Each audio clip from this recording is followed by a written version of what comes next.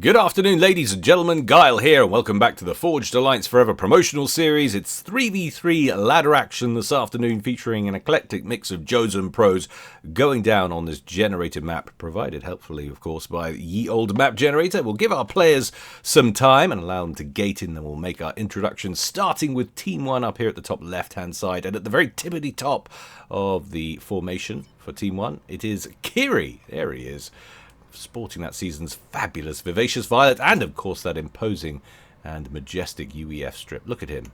Bet he fishes and everything and goes hunting and stuff. Anyway, he's opening first land. Team member number 2 for Team 1 just over here, going Aeon in electric blue. It is Svizak. He's also going first land. And last but not least for Team 1, down here at the bottom left-hand corner, appropriately named, oh no, he's gone Cybrin, bless him, opening first land in baby blue. So the core races are representing for Team 1. Let's check out Team 2 now. Down here at the bottom to begin with in Ferrari Red, another Cybrin. It is Carl. He is opening first land. Next up in Burgundy Red, we have Halliballo, another UEF going first land. And last but not least, or first land, second air, I should say. Now we have a bit more information. And last but not least, team member number 3 for Team 1, it's Escapism Needle. I shall be calling him Needle today because I have a very serious allergy to too many syllables, so I have to keep it to a minimum. Anyway, he is going first land, if I haven't said that already, going Seraphim, our only Seraphim of the day, in Halib Orange. So it is a Cybrin, a UEF, and a Seraphim for Team 2. Top-rated player today is Svizak in the middle. He's at 1603. Remember, of course, these are ladder rankings, not global rankings, but it's what we've got, so we'll stick with it. Team member number 2, or Team 2, sorry, the top-rated players. We have 1578 for Carl at the bottom of the screen, and then 1553 for Halliballo.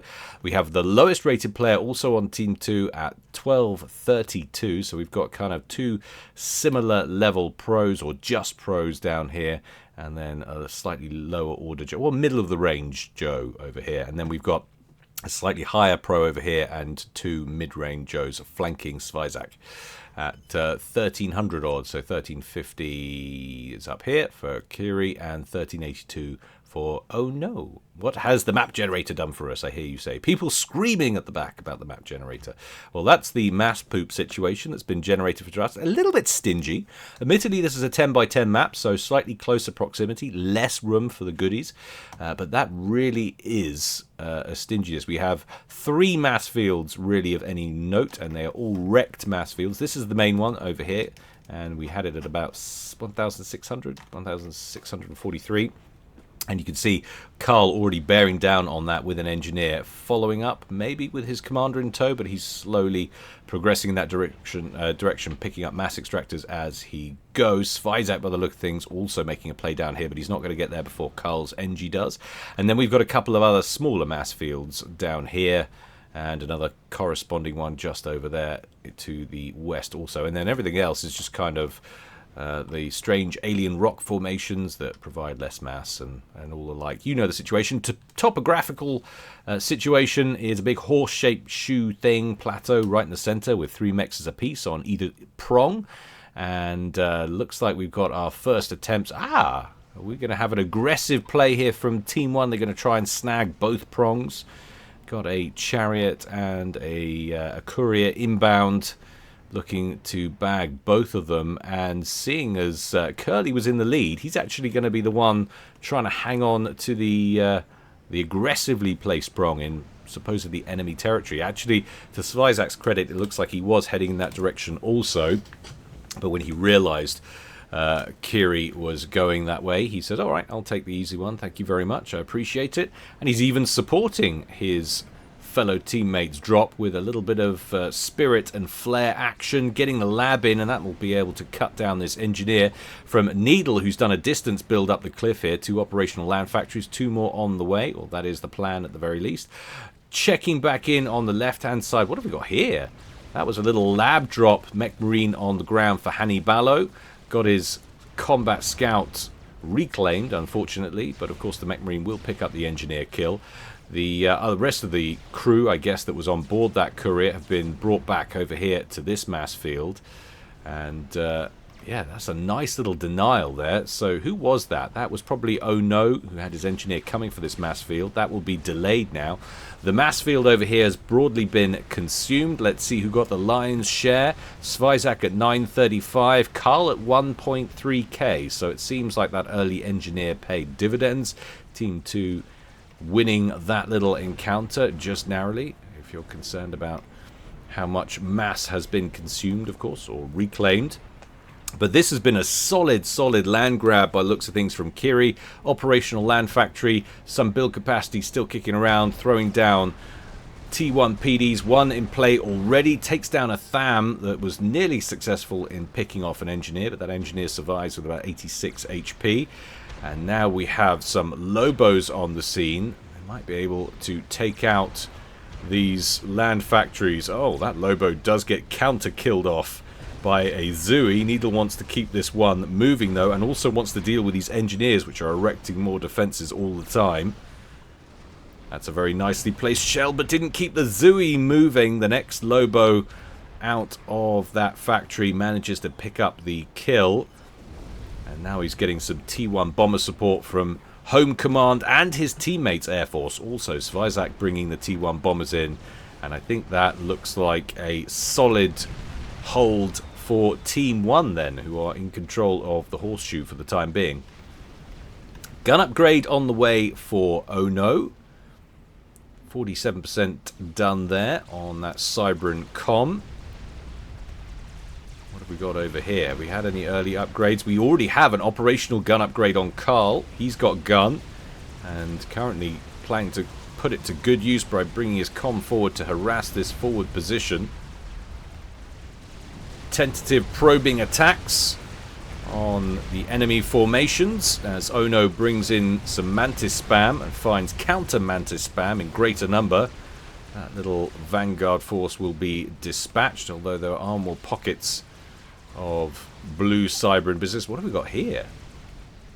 Saucy little chariot business. Is he dropping some engineers off to the bottom left hand corner? Well, he hasn't decided to do so yet. 4 engineers, 4 units build capacity on board that chariot.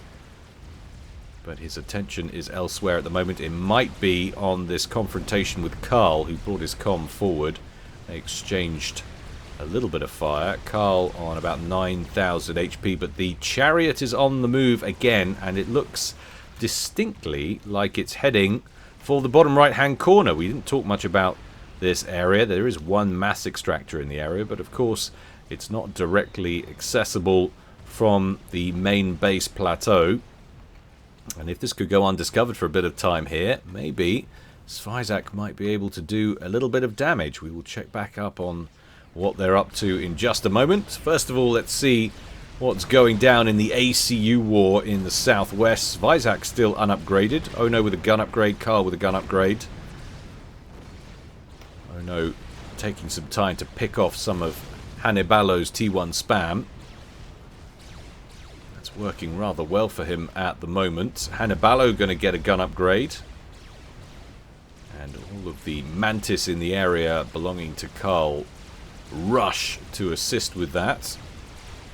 And that will give Team 2 an advantage on the ground in this little area. Upgraded commanders going to be vital in this battle for this basin at the bottom left hand side of the screen. Oh, interesting.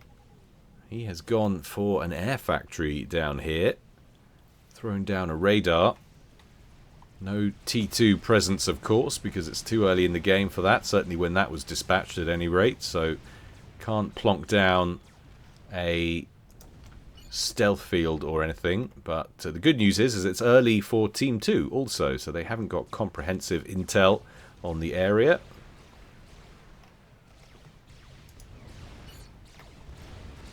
Hannibalo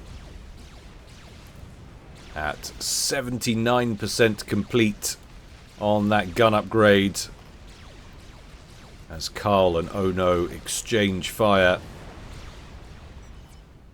This is where everything is going to go down. We do incidentally have a little bit of traversable terrain up at the top right hand corner, but being as there's nothing of any consequence on the mass side of things up here, it's not worth devoting resources to. We might see at some point some backdoor maneuver in the best possible way, of course, up at the top right hand side, but it is going to be for the moment all about the bottom left hand corner.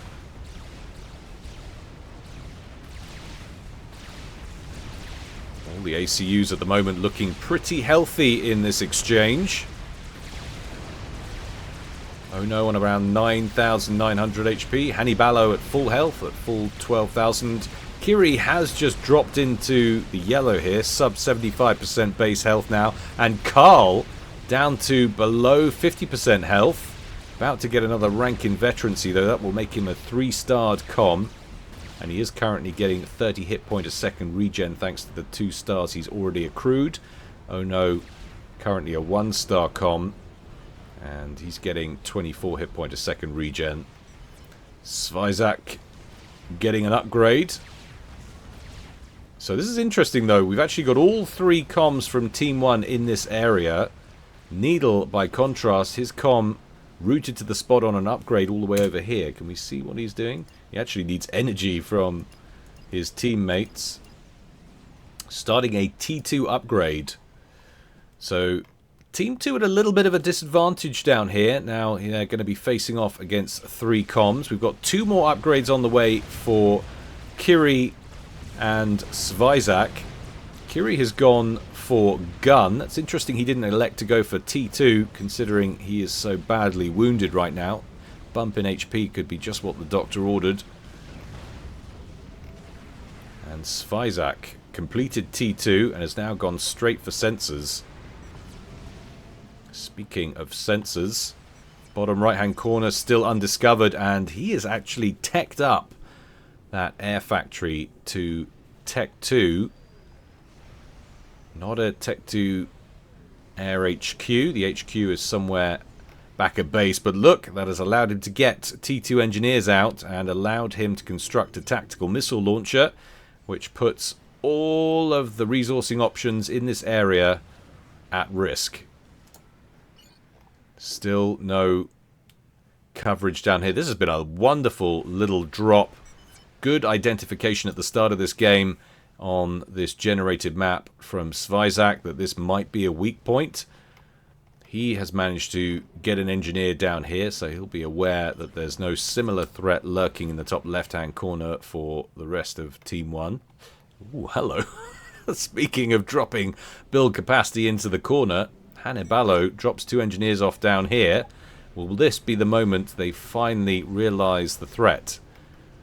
Engineers working on a T1 point defense. What they're really going to need as well is some flak in here. And imagine gunships or indeed Janus fighter bombers like the one we have here would be the perfect tool to finish off that little corner base. I'm actually surprised that we're not seeing more forward momentum carried forth from Team 1 with the extra comm in the area, but I suppose it comes down to the fact that Kiri was so badly damaged in that exchange. And now he's got nano repair on board. That's 50 hit point a second regen. He should get healthy in no time. Stealth upgrade on the way for Oh No. I'm concerned at the moment for Team 2 about this threat in the corner, which is now materializing as the first of perhaps many missiles are lobbed in towards the main bases. Primary target number 1 going after the Air Factory HQ. That will be expensive to replace. Next missile out, going after T2 resourcing options. This has been a killer maneuver from Svizak. Should get a ton of kills here. Have Team 2 even recognize the threat? They could all be on voice comms, of course. Meanwhile, we have had a nice little run by up the left-hand side over here. Oh, and check this out. This is all kicking off all at the same time. So, comm drop. T2 comm drop, no less, from Needle, who brings his comm up onto the right prong of that horseshoe. We've got a big old group of T1 spam assisting Hannibalo at the foot of the shoe. We had a nice run by here, but that has basically petered out now as T2 spam comes in from Oh No to shut this down. Hannibalo has moved up with his force and has got Kiri in a spot of bother here. Kiri down to 3,100 HP. Does have 50 hit point a second regen, remember. As close to a rank in veterancy also. Hannibalo is a 1-star comm. He's got a ways before he gets to his next rank. Starting to engage Svizak now. He's got a lot of T1 spam moving in at the same time. Can he pick off a commander here? Overcharge comes in, doesn't do an awful lot though. Needs to be careful. He's taking fire from T2 point defense just over here to the left. Svizak down to just below 6,000 HP. Kiri looking very unhealthy indeed, in the red, below 3k hit points. Hannibalo still taking long range fire from the point defense, and in comes a bunch of gunships. Hannibalo could be in a spot of bother here, but Curly not faring well either. The Spectre's too much though for Hannibalo. He's going to be our first ejection at 15 minutes and 30 odd seconds. How is Kiri doing? Well, he's seen better days, but he's in the yellow now at least. Got himself some vet in that exchange. And wisely withdrawing from the front line. Team 2 now trying to do something about this situation, bringing in some Notha fighter bombers from Needle. We'll check in on how his little encounter went down on the prong, and it actually went really well. Managed to scrub that forward base without too much difficulty. Unsurprising, of course, a gun and T2 upgraded ACU, more than a match for one land factory and a couple of T1 PDs. And now we have a couple of Ilshivas crossing over onto the other prong of the horseshoe. Oh wow, I've managed to get a shield gen up and running.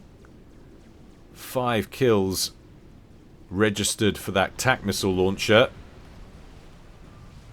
If he'd managed to get 1 or 2 more of those up, he could have absolutely devastated the entire resourcing operation for Team 2. As it stands at the moment, mass situation, Team 2 are ahead on generative eco, 185 to 159. They are behind though on total mass accrued, down by about 9k. Not a great deal, but a difference nonetheless.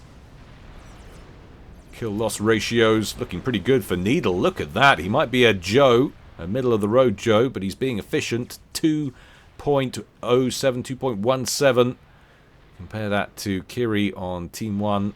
Short second. No, Svizak, 0.18. That is horrendous. Very combat inefficient at the start of this one. But down goes the Air HQ in the bottom right-hand corner. One more TAC missile launch takes out a T2 core mass extractor belonging to Needle.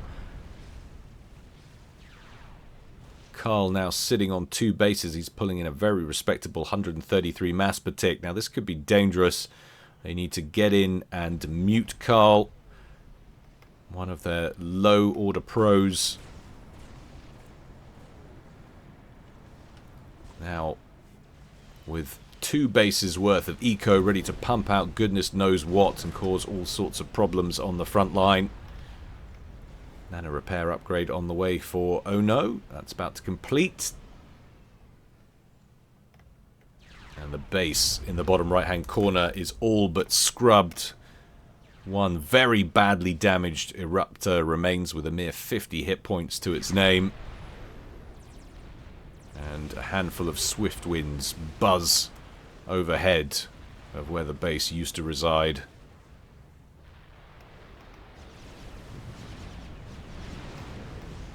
Kiri, fully repped up. Would you look at that?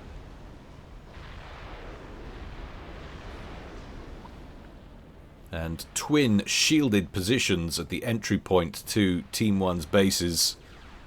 Not too shabby there. I was half expecting Needle to push up with his commander and try and scrub this base also. And Team 1 might have been suffering from power lock last time we were referring to the ecos, because they're actually up by about 30 odd mass per tick here. 241 to 207. And that should be increasing the lead over time. It's 154. It's now a 10k differential in total mass. And that is very nice maneuvering indeed. Bring in a couple of Vipers, but don't bring them so close they get taken out by the point defense. Oh dear, oh dear. Slight misclick there from Carl. I was just in the process of crediting him. Did you hear that? Curse of the commentator comes in and he makes himself look like an arse. Oh no, advancing with hoplites and Mantis in tow and his commander, engaging some of these rhinos in here. And whereas they have some shielded defensive positions over here, it's basically an open door to the main bases of Team 2 if Team 1 can break through this position. Carl, all that stands between the enemy and their main base. And Needle has been brought in to shut this down. That's a little bit of overkill. One Eruptor with 50 hit points versus an ACU, but the ACU was brought in nonetheless. Still feel like this was a missed opportunity, but maybe he's concerned about the air situation. This is pretty close proximity to Team 1's main base. Haven't seen an awful lot on the air side of things from them yet, but that doesn't mean that there's not a ton of gunships lurking somewhere that Team 2 hadn't managed to identify. Now, this is less than ideal, of course. It's a one ACU against 3 here. I'm not sure why they're not pushing. Surely they could break their way in here. Svizak removing the 4 remaining Swift Winds that were lurking in that bottom right-hand corner. Needle doesn't want that operation resumed in any way. He's going to throw down a land factory to secure the area. Carl still holding the line.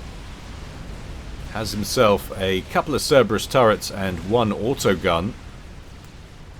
He's got to be working on land spam, surely. Do we even have T3 yet? I don't think we do. Oh, hello. What have we got here? Needle's just dropping his comm all over the place. And it looks like he's bringing it to the front line to assist Carl, who badly needs his help. And he might just drop right on top of Kiri, who's already partially damaged. He's only on 50% health. And indeed, it looks like he's going for the comm kill. He's keeping the transport in initially to add some extra damage into the equation. Switches fire momentarily onto the hoplites, but no, it looks like Kiri is the main target here. He's going for the snipe. Kiri might have over-advanced here. Bitten off more than he could chew. God, there's inbound artillery fire, though. Coming from where? There's a bank of trebuchets belonging to Oh No up here. That could be a little bit of a problem. Escapism Needle already lost about 50% of his health, but Kiri's very close to going down. He's got support coming in.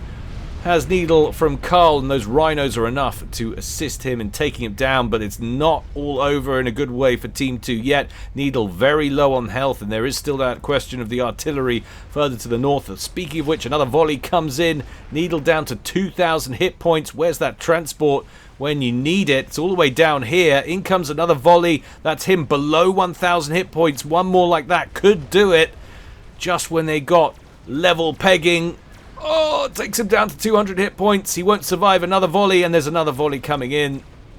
Bosh!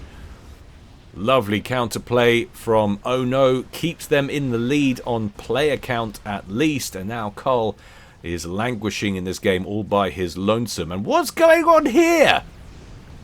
A major capping operation. Engineers have snuck in through some door. I'm not sure where. The last time we got a drop from Svizak, he was in across the bottom. I can only assume he's done something similar while all of that stuff was going down. These engineers just capping air factories and mass points down here at the bottom of the screen.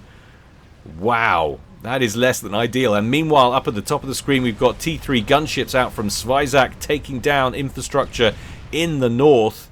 I said we might see some kind of gunship play. I didn't expect it to be on this side of the field, however.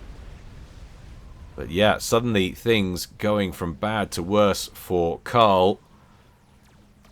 But he has managed to complete a Monkey Lord. I believe that's the first experimental we've had out in the game. Sub 25 minutes. That's not bad going. Of course, he is sitting on 3 bases now. He's having to bomb his own air factories, or formerly his own air factories, into oblivion down here. Always a painful thing to have to resort to, but it is what it is. Now, can that Monkey Lord provide a little bit of breathing room? Something to be concerned about is, of course, the presence of these restorers, which are roaming about the place. And broadswords as well, of course. Svizak, now inheriting Kiri's base, has all of that UEF infrastructure, and those broadswords will certainly pack an extra air-to-ground punch. But what have we got down here? Oh my god, you're kidding me. Oh no, how did he manage to get picked off? No scouting. GG, he says. Well, that's how. Taken out by the Monkey Lord. We might just cover some of these things we missed at the end of the cast, so don't worry about that. I want to see how this drop went down. I want to see how Ono got picked off, although of course we know he just didn't scout the area properly. But we were talking about the threat to this Monkey Lord being those gunships. There are a ton of mobile flak in here. How many bangers, sorry, have we got here? 31. Indeed, most of this force is air security. It's going to allow the Monkey Lord to be the punching power to cause the damage, and the accompanying forces to keep the gunships off its back. In come the broadswords and the restorers. They are going to fill the full power of this fully armed and operational flak regiment. Down goes the Land Factory HQ, formerly belonging to Ono. Now, where is Svizak's comm? It's up here. He's on the move. That Monkey Lord is still at 20,000 hit points. It's taken a lot of damage. He can just get in one. If he can get a... Oh, I don't know. You can get a bunch of broadswords in here quickly. I'm not sure he's got any. He has got a small group over there, if you can see on the minimap, traversing the screen. They're going in the opposite direction, though. He doesn't want to lose more of those, but he's got to find a way to take this out, surely. Where is he heading with those gunships? Well, it looks like he might be going on the offensive with them. Does he know? We've got spy planes out. Is he searching for the commander? Can he do a rush snipe here? He is shrouded. He's got stealth. Won't hide him from the spy planes if he's located him. It looks like they're heading in the right direction. They want to skirt around that firebase on the right prong of the horseshoe. Svizak getting pinged by Team 2. They know where he is. And it looks like he's making a play for this puddle up over here. That looks shallow, though. I don't know if he'll be able to get underwater. And of course, even if he does, there are torpedoes on the Monkey Lord. But he's making a play now for Karl's commander. There is flak, decent amounts of base flak in the area. Broadswords make it to the comm. They open up on the comm into the yellow, sub 10k HP. More flak being constructed all the time. Broadswords tumbling out of the air. They got him into the red, but that was it. Not close enough. And now he has a colossal problem. Is he a busted flush? There are gunships trying to take down some of the flak in the area, but there's still a decent amount of flak, including some T3 bouncers in the area protecting that Monkey Lord. The comm has made it to the puddle, but that is a very precarious place to be in. I think this might be a spectacular move by Karl. I don't see how Svizak gets back at him now. Svizak is outproducing him in eco, 322 to 260. Eesh. Oh, he's overshot the puddle. Needs to get back in there. Is this the deep point? There might only be one bit where he can get underwater. Monkey Lord's long-range guns open up. Fortunately, he gets underwater before the main microwave laser is in range, but he has torpedoes, remember. And what has he got to do? He's just pinned. He is pinned in this lake, and look at the air coverage flooding the area now from Karl. He's actually out of the water, so the torpedoes won't launch. Is he going to try and ground fire? Yes, he is. That's not doing it. Is he off-center? Yes, he was off-center. Even bricks were rolling in anyway. Boom, baby! Lovely win from Karl for the comeback. Laughing faces and GG's all around, except from Carl, who BMs and says easy. Well done, I guess. I don't want to give him credit, make him man of the match after that, but I think he probably deserves it. That was a wonderful Monkey Lord push. Yeah, if Svizak had just managed to amass a few more gunships, there was way too much ground to air, firepower surrounding that Monkey Lord. If he'd had just a couple more gunships, he would have been... I reckon if he had 4 more gunships, this would have worked, and he would have been able to win the game with that snipe. But as it stood, wonderful ground pressure, fantastic. But oh my god, I can't believe Kiri got caught out there. Obviously there wasn't enough scouting from Team 1, and we will go out back and check that out.